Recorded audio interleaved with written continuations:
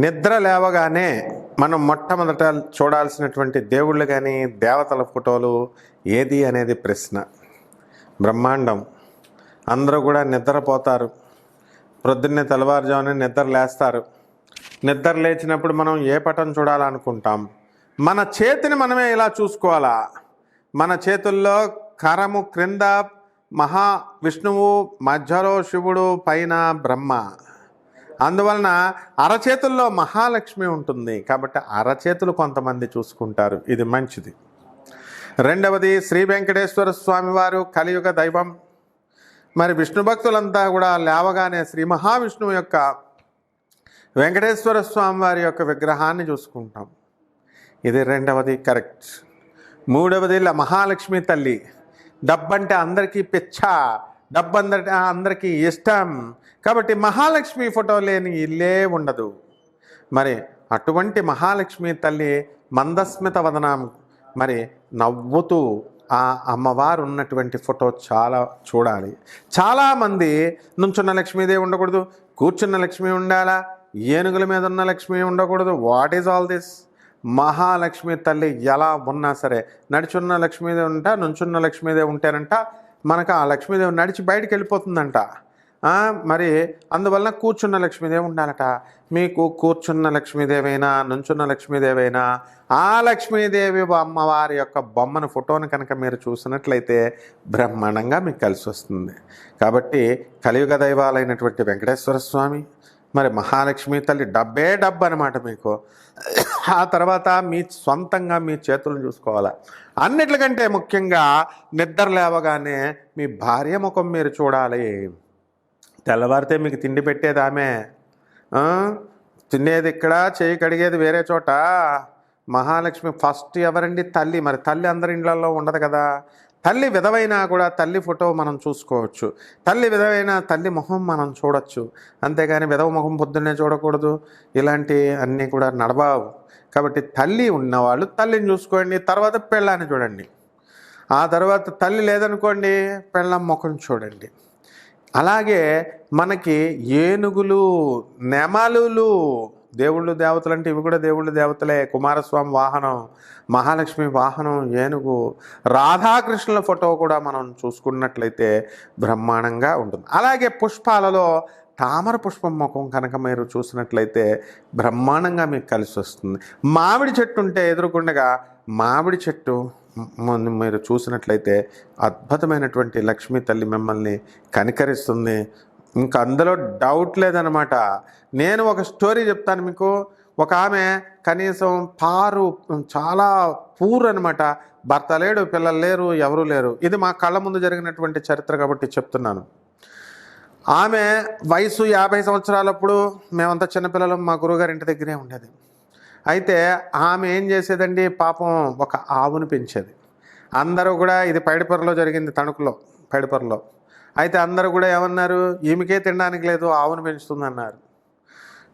ఈ ఒక చింత చెట్టు ఉండేది పల్లెటూరులో, పైడిపొరలో. మేమంతా చింత చెట్టు ఎక్కేవాళ్ళం, దాని మీద నుంచి పడిపోతూ ఉండేవారు. మా తాతయ్య గారు మొలబడి హరిశ్చంద్ర ప్రసాద్ గారు కూడా ఒకసారి చెట్టు ఎక్కి కిందకి జుర్రమని కిందకి జారారనమాట. విచిత్రంగా ఆ చెట్టు మధ్యలో ఇలా ఏలాడారు. పైడిపొర దగ్గర ఆకులు బుల్లబ్బాయి వీళ్ళందరూ ఉంటారనమాట. I'm giving the references. అయితే ఆమె ఏమొస్తుంది ఈమెకే తినడానికి తిండి లేదు, ఈమె ఆమెను పెంచుతుంది అన్నారు. ఆ చింతకాయ రసంతో ఆమె పాపం చారు కాచుకుని అలా తిని నిరుపేద. మరి అటువంటి ఆమె ఏం జరిగిందో తెలుసా మీకు విచిత్రం? తరం మారింది. తరం మారితే ఇప్పుడు వాళ్ళకి ఎక్కడో ఆ కూతురు పుట్టినప్పుడు ఆ కూతురు భర్త చనిపోయారంట. అలాగే ఎవరో మనవాడు ఎవరో ఉన్నారు, అలా పుట్టారనమాట. అంటే వాళ్ళేం చూసేవారు కాదు పాపం ఈమెని. అలా ఒంటరిగా ఉన్నటువంటి ఆమె చేసిన పుణ్యం వల్ల, ఆ ఆవును మేపినటువంటి పుణ్యం వల్ల ఈ రోజున వాళ్ళ మనవళ్ళు ఏంటో తెలుసా, కుబేరులైపోయారు. వెళ్ళండి పైడిపొరలో బ్రాహ్మణ వీధిలో సోమేశ్వరం గారిని అడగండి. అక్కడే ఇజ్రాయెల్ ఇతర దేశాలకు వెళ్ళి, ఆ కాలంలోనే దేశాలకు వెళ్ళి బ్రహ్మాండంగా సంపాదించారు. ఆకులు బుల్లబ్బాయి అని అడగండి, ఎవరైనా సరే చెప్తారు. సారా కాంట్రాక్ట్ ఆయన అపార కుబేరుడైపోయాడు. ఆ తణుకు రైల్వే స్టేషన్ దగ్గర పెద్ద 4 అంతస్తుల బిల్డింగ్ కట్టాడు. మరి ఈ విధంగా ఇది ప్రత్యక్ష నిదర్శనం చెప్తున్నాను. మరి ఏమండి ఆవుల్ని పెంచితే అందరూ అయిపోతారండి అని వెటకారం ఆడినవాడు ఒకడున్నాడు. చల్లా విద్యాసాగర్ నల్గొండ జిల్లాలో ఉంటాడు. వాడు ఇప్పటికీ దరిద్రుడిగానే మిగిలిపోయాడు, వెటకారం ఆడినవాడు. ఒకటే క్వశ్చన్ అడిగేవాడు, అలా అనుకుంటే ప్రతి రైతు కూడా ఆవులను పెంచుతారు కదా, ప్రతి ఒక్కళ్ళు కుబేర్లు అవ్వాలి కదా అనేవాడు. ఈమె ఎందుకు అవ్వాలి అంటే ఈమె భక్తితో చేసింది. మిగతా రైతులు మామూలుగా మేత ఒక గేదెని ఎలాగేస్తారో అలా పెంచారు, భక్తితో కాకుండా. కాబట్టి మీరు అందరూ కూడా ఆవులను పెంచండి, కనీసం ఆవులకు మేత వేయండి. ఇది ఒక ఫ్యాషన్ అయిపోయింది. ఎలా అంటే ఆవులను పెంచండిరా అంటే మీరు ఇక్కడికి వెళుతున్నారు, ఇది గోశాలని. స్టైల్గా వెళ్ళడానికి కాదు, అది భక్తితో వెళ్ళాలి. గోశాలలో మీలాంటి వాళ్ళు చాలామంది ఉంటారు అక్కడ మేత పెట్టడానికి క్యూలో. 10 రూపాయలు గ్రాసం పెడితే ₹1,00,00,000 వస్తుందన్న ఉద్దేశంతో వెళ్తారు. ఏది ఆశించకుండా వెళ్ళండి, గోమాత మిమ్మల్ని ఆశీర్వదించకపోతే నన్ను అడగండి. ఇంకొకడు ఉన్నాడు పంకజని, వాడు జ్యోతిష్కుడు. వాడు ఏం చెప్తాడంటే రెమెడీస్, ఒక్క కీర, ఒక్క దోసకాయ, ఒక్క బెండకాయ, ఒక్క గోంగూర కాడ, ఒక్క తోటకూర కాడ ఆవుకు పెట్టండి. ఎక్కువ పెడితే ఈ ఆవు బలిసిపోతుందని చెప్పాడు. వాడేమైపోయాడో తెలుసా, ఇప్పుడు అడుక్కు తింటున్నాడు. కాబట్టి గోమాతకు పుష్కలంగా పెట్టండి. గోమాత ఫోటో చూడండి, గోవు ముఖం చూడండి, ఆవు దూడ ముఖం చూడండి.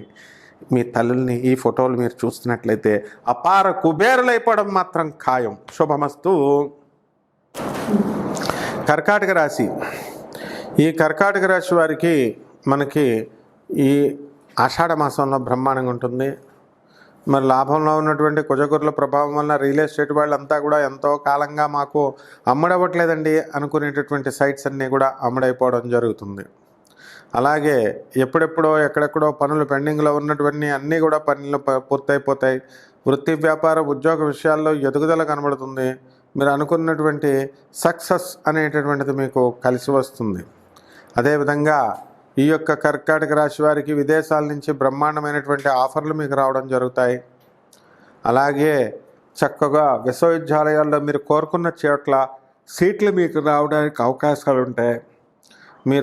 మీరున్నటువంటి హాస్టల్లో మరి మీకు పెట్టేటటువంటి ఫుడ్లో మీరు ఎలకలు పడ్డాయి, లేకపోతే బల్లులు పడ్డాయి అని చెప్పి చదువులు పాడు చేసుకోవడానికి అవకాశాలు ఉంటాయి. కాబట్టి డిస్ట్రాక్షన్స్కి వెళ్ళకండి. అష్టమ శని గ్రహ ప్రభావం వలన మీరు ఎంతవరకు పనులన్నీ కూడా పెండింగ్లో ఉన్న పనులన్నీ కూడా స్లోగా కదలడం అనేటటువంటివి జరుగుతాయి. అయితే కాస్త ఆలస్యంగా మీకు జరగడం అనేటటువంటిది ప్రారంభిస్తారు. అలాగే ఈ యొక్క షూటింగ్లు, ఈ సినిమా ఫీల్డ్లో ఉన్నటువంటి వాళ్ళు, మీడియా రంగాల్లో ఉన్నటువంటి వాళ్ళంతా కూడా మీకు లాభాలని పొందడానికి అవకాశాలు ఉంటాయి ఈ కర్కాటక రాశిలో. అలాగే ఈ కర్కాటక రాశి వాళ్ళకి ఫారెన్ ఇంపోర్ట్స్ ఎక్స్పోర్ట్స్ బిజినెస్లో మంచి రాణింపు అనేటటువంటిది ఉంటుంది. మరి ఈ యొక్క రాహు గ్రహ ప్రభావం వలన ఎలక్ట్రానిక్స్ సంబంధించినటువంటి వ్యాపారాలు, అలాగే సాఫ్ట్వేర్ ఇండస్ట్రీస్ అన్నీ కూడా బ్రహ్మాండంగా ఉండడం అనేటటువంటిది జరుగుతాయి. తర్వాత సినిమాల్లో కానీ లేకపోతే మీ నిజ జీవితంలో కానీ మరి ఏమవుతుందండి అంటే చక్కగా ఈ యొక్క కర్కాటక రాశి వారికి అద్భుతమైనటువంటి ఫలితాలు రావడానికి అవకాశాలు ఉంటాయి. ఎందుకంటే నిరంతరం కష్టపడేటటువంటి స్వభావం. బంధుమిత్రులు మీ ఇళ్ళకు వస్తారు, ఆ తర్వాత మీరు మళ్ళీ వాళ్ళ ఇళ్ళకి వెళ్ళేటటువంటి అవకాశాలు కనబడుతున్నాయి. కొత్త మిత్రులు మీకు పరిచయం అవుతూ ఉంటారు. రెమెడీస్. మరి ఈ యొక్క మీ జాతకం ఈ ఆషాఢ మాసం తర్వాత ఇంకా బాగుండాలి అంటే ఏం చేయాలి అంటే పంచమహాకాళికలలో ఒకటైనటువంటి బగలాముఖి అమ్మవారి యొక్క హోమం చేసుకోండి. ఓం బగలాముఖ్యై నమః అనేటటువంటి మహామంత్రాన్ని జపించండి. మరి ఇది అసలే ఆషాఢ మాసం. బోనాలు పట్టుకెళ్ళండి. అక్కడ ఉన్నటువంటి మీ ఇళ్ళ దగ్గర ఉన్నటువంటి ఆంధ్రాలో కానీ మరి తెలంగాణలో కానీ ఏ అమ్మవారికైనా ప్రసాదం పట్టుకెళ్ళడమే బోనము. కుండ నెత్తి మీద పెట్టండి, అమ్మవారికి నైవేద్యాలు పట్టుకెళ్ళండి, అమ్మవారి గుడికి 108 ప్రదక్షిణాలు చేయండి. ఏ అమ్మవారైనా సరే